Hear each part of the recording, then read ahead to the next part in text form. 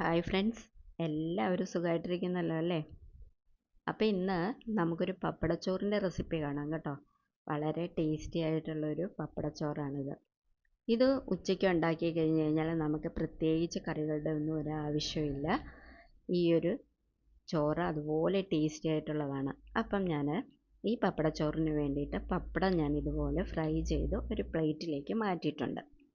അപ്പോൾ ഇനി ഒരു ചീനിച്ചട്ടിയിലേക്ക് 1 സ്പൂൺ എണ്ണയാണ് ഒഴിച്ചു കൊടുത്തിരിക്കുന്നത്. അതിലേക്ക് ഞാൻ 2 വറ്റൽമുളക് ചേർത്ത് കൊടുക്കുന്നുണ്ട്. അപ്പോൾ ഈ വറ്റൽമുളകിന് നല്ല എരിവുള്ള വറ്റൽമുളകാണ് കേട്ടോ. അപ്പോൾ നിങ്ങൾക്ക് എരിവ് കൂടുതൽ വേണമെങ്കിൽ 1-2 മുളക് കൂടെ കൂടുതൽ ചേർക്കാം കേട്ടോ. അതൊന്ന് ഫ്രൈ ചെയ്ത് ഞാൻ മാറ്റി കൊടുക്കുന്നുണ്ട്. ഇതുപോലെ ഫ്രൈ ചെയ്ത് മാറ്റി എടുക്കുന്നുണ്ട്. ഇനി അതിലേക്ക് ഒരു കഷ്ണം ഇഞ്ചി നമുക്ക് ചേർത്ത് കൊടുക്കാം. അത് ഞാൻ ഇതുപോലെ കഷ്ണങ്ങളാക്കിയതാണ്. ഒരു കഷ്ണം ഇഞ്ചി ഇതുപോലെ കഷ്ണങ്ങളാക്കിയതാണ് ഞാൻ ചേർത്ത് കൊടുക്കുന്നത്. അതൊന്ന് ജസ്റ്റ് മൂത്ത് വരണം. ആ സമയമാകുമ്പോഴത്തേക്കും നമുക്കിതിലേക്ക് കുറച്ച് ചെറിയ ഉള്ളി ഇതുപോലെ അരിഞ്ഞതാണ് ഞാൻ ചേർത്ത് കൊടുക്കുന്നത്.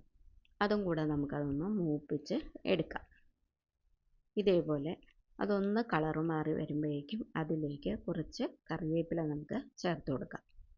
ഇതുപോലെ കറിവേപ്പിലയും കൂടെ ഞാൻ ചേർത്ത് കൊടുക്കുന്നുണ്ട്.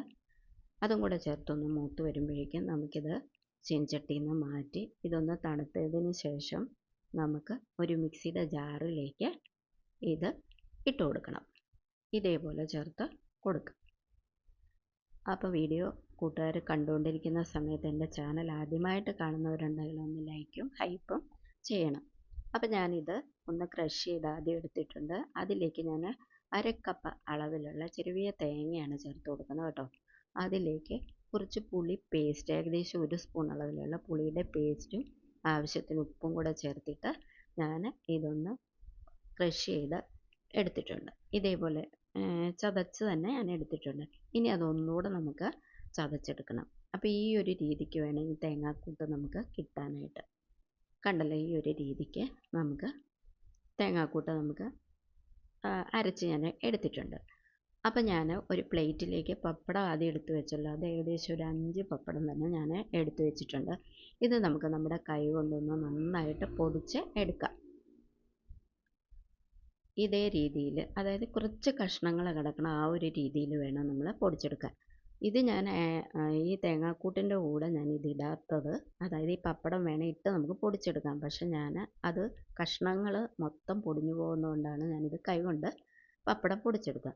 ഇനി നമുക്ക് അതേ ചീനിച്ചട്ടിയിലേക്ക് തന്നെ 2 കപ്പ് അളവിലുള്ള ചോറാണ് ഞാൻ ചേർത്ത് കൊടുക്കുന്നത്. ഇനി അതിലേക്ക് നമ്മൾ അരച്ച് വെച്ചിരിക്കുന്ന തേങ്ങയുടെ കൂട്ടുണ്ടല്ലോ, അത് നമുക്കിതിലേക്ക് ചേർത്ത് കൊടുക്കാം.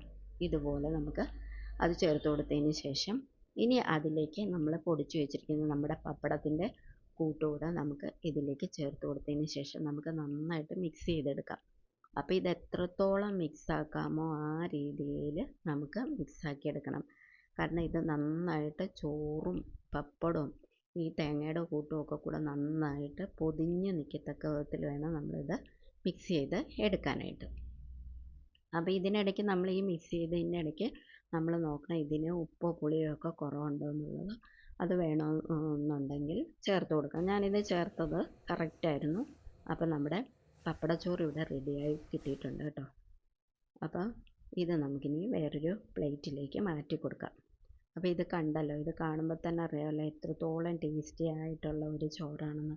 കുട്ടികൾക്കും നമുക്കും ഒക്കെ ഇഷ്ടപ്പെടുന്ന ഒരു അടിപൊളി പപ്പടച്ചോറാണ്. പെട്ടെന്ന് ഉണ്ടാക്കിയെടുക്കാം, അതാണ് ഇതിൻ്റെ ഏറ്റവും വലിയ അഡ്വാൻറ്റേജസ്. പെട്ടെന്ന് ഉണ്ടാക്കിയെടുക്കുകയും ചെയ്യാം. പിന്നെ വേറെ പ്രത്യേകിച്ച് കറികൾ വേണ്ട, അതും ഒരു നല്ല കാര്യമല്ലേ. അങ്ങനെ നമ്മുടെ പപ്പടച്ചോറ് ഞാനൊരു പാത്രത്തിലേക്ക് മാറ്റിയിട്ടുണ്ട്. കൂട്ടുകാർക്കൊക്കെ വീഡിയോ ഇഷ്ടമായെങ്കിൽ എല്ലാവരും ഇതൊന്ന് ട്രൈ ചെയ്യുകയും വേണം. അതുപോലെ തന്നെ നിങ്ങളുടെ ഫ്രണ്ട്സിനും റിലേറ്റീവ്സിനും ഒക്കെ ഒന്ന് ഷെയർ ചെയ്ത് കൊടുക്കുകയും വേണം കേട്ടോ. അപ്പോൾ ഇനി ഒരു അടിപൊളി വീഡിയോയുമായി കാണാം. ബൈ.